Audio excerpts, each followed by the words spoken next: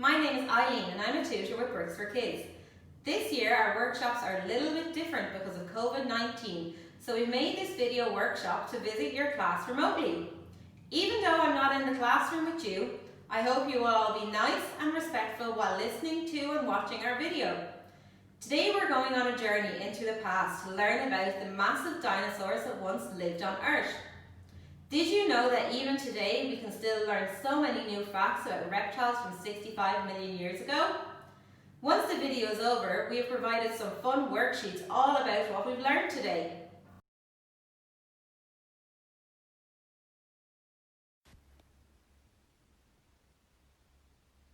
But first, what is STEM? STEM stands for Science, Technology, Engineering and Maths. We teach children your age all about STEM so that you begin to think differently about the world around you and the inventions in our everyday lives.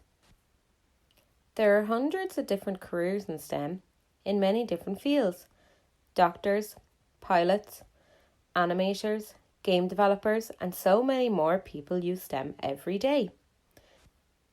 By learning about STEM, we develop awesome abilities like problem solving, creativity, teamwork, leadership, curiosity, and communication.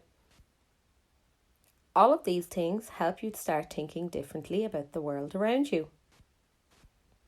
So today, when we are learning all about dinosaurs, we want to remember that STEM is a very important part of our lives in many ways. Some very lucky people use STEM to study dinosaurs.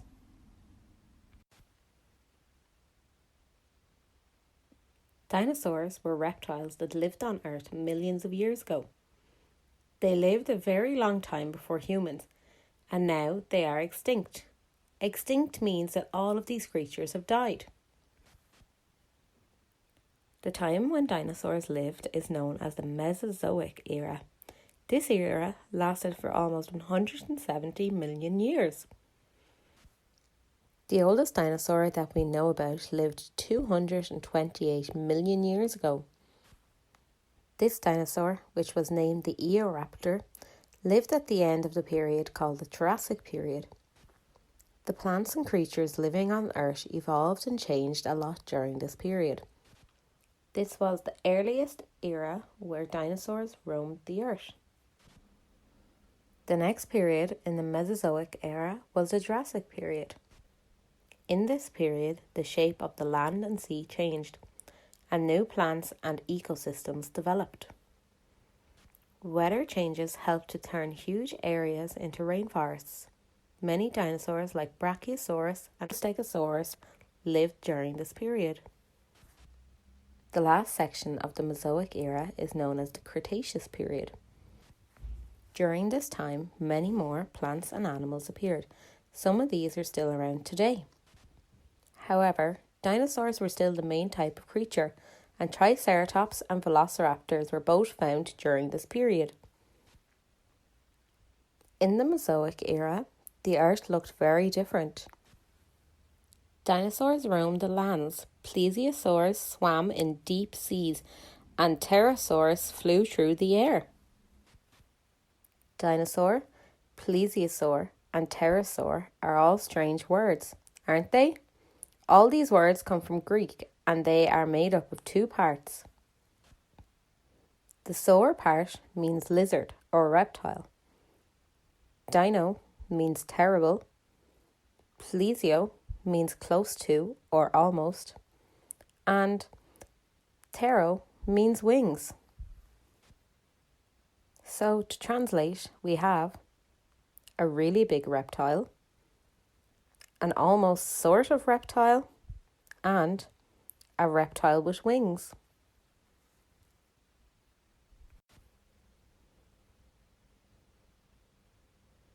Throughout the age of dinosaurs, there were many different species.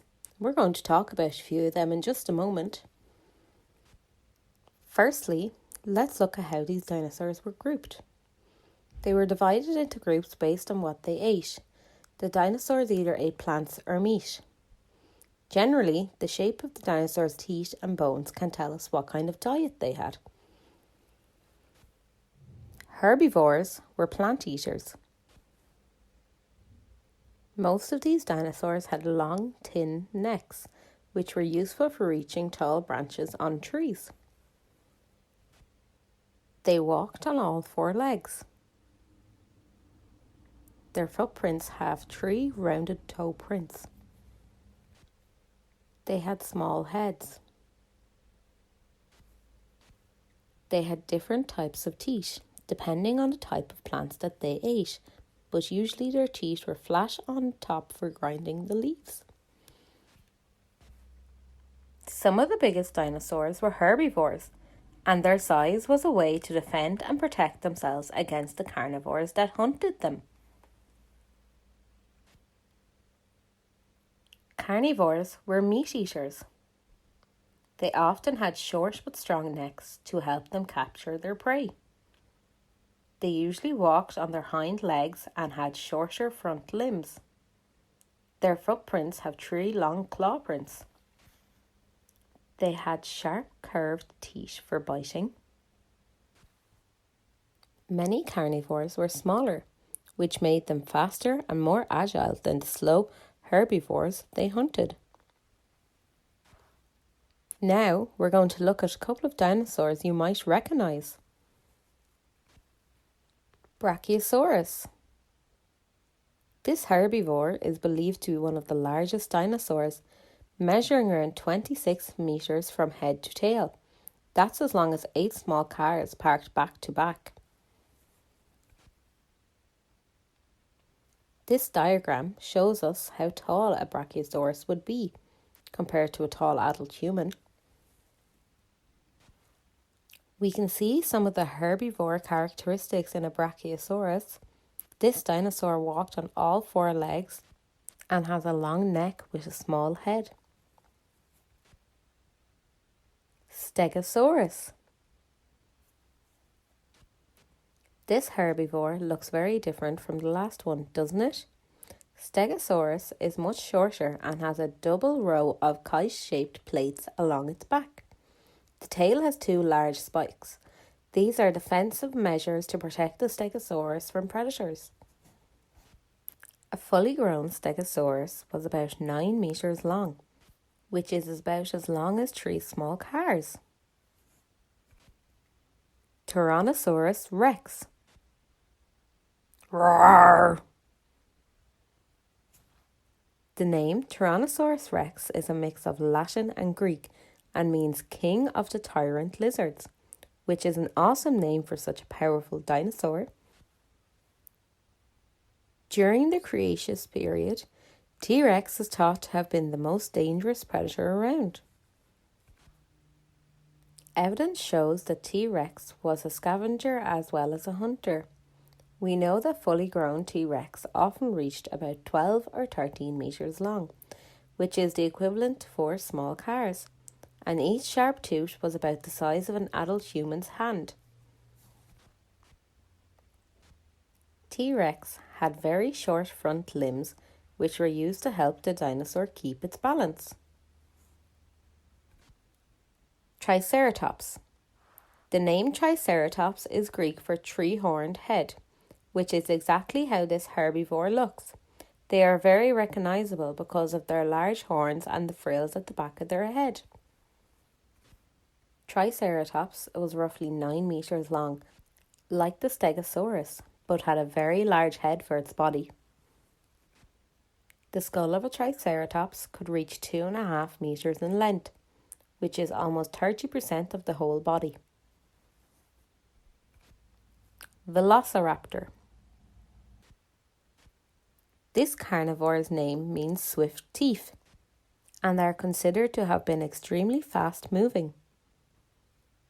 The smallest of all these dinosaurs, Velociraptor, was only about 2 metres long, including its tail, and about 0.5 metre tall. This is much smaller than they appear in the Jurassic Park movies. Velociraptor used its speed to outrun larger predators and also to catch slow-moving prey. Velociraptor had large curved claws on its back feet, which helped it to take down prey.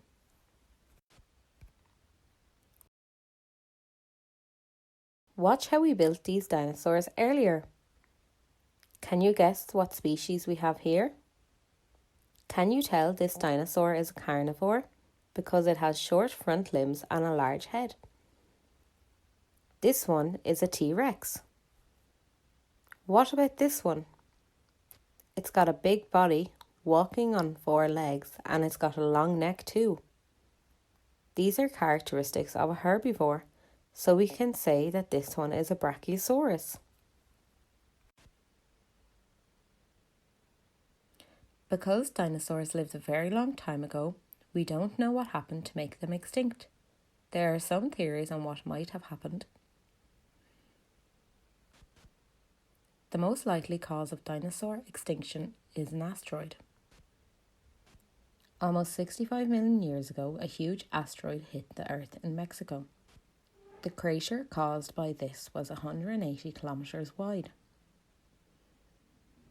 The force of this meteor hitting the Earth would have created a lot of environmental changes, and maybe even weather changes. If the weather changed a lot, the plants would have stopped growing. So the herbivores would have nothing to eat, and if the herbivores went extinct, the carnivores would have no food source. There are other theories too.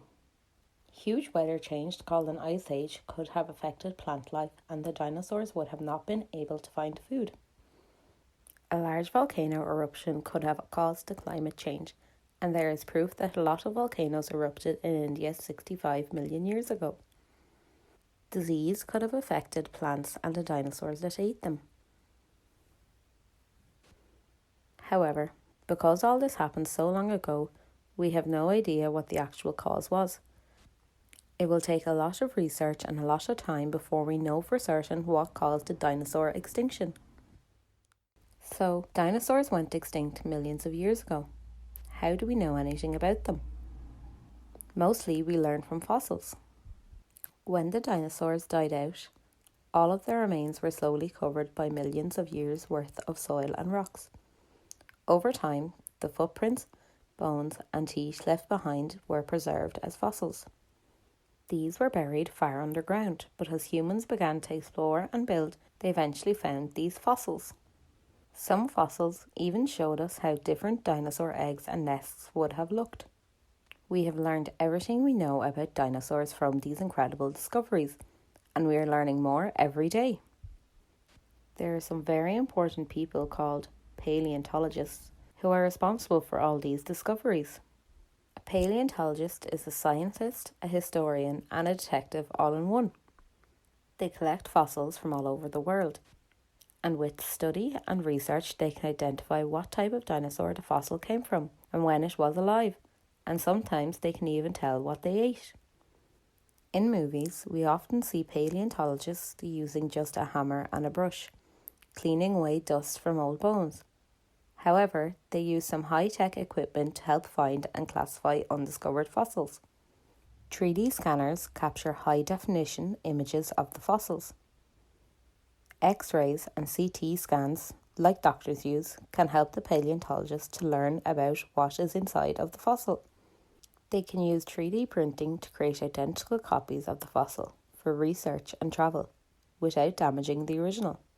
Computer programs help the paleontologist to create digital images of what the dinosaur would have looked like when it was alive. They even use high-tech lab equipment to study the chemicals found in fossils, which can help them date the fossils more accurately. Doesn't this sound like an awesome job? Wow guys, I can't believe you learned all that. Did you know all about those dinosaurs we saw? My favourite dinosaur is a Velociraptor. I hope that everyone learned at least one new fact about dinosaurs. Now our video is finished, but we have some cool activities to help you become a paleontologist. Stay safe and we can't wait to see you in person again. Bye from Bricks for Kids!